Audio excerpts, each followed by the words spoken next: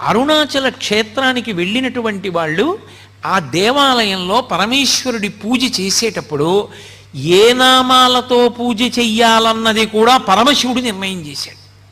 పరమేశ్వరుడు స్వయంభూగా 3 రూపాలతో వెలిసినటువంటి క్షేత్రమైన కారణం చేత అరుణాచలంలో మీరు ఎంత చిన్న పుణ్యకార్యం చెయ్యండి, అది తీవ్ర స్థాయిలో ఫలితాన్ని ఇస్తుంది. సామాన్యమైన ఫలితం కాదు.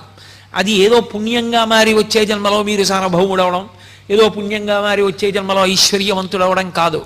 అరుణాచలంలో చేసినటువంటి పుణ్యకార్యము పునరావృత్తి రాహిత్యమునకు తీసుకెడుతుంది. దానికి స్కాంద పురాణంలో కొన్ని విశేషాలు చెప్తారు.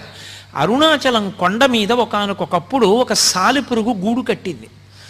గూడు కడితే లేత సూర్యకిరణాలు పడ్డాయి. పడి అది విశేషమైన కాంతితో మెరిసింది.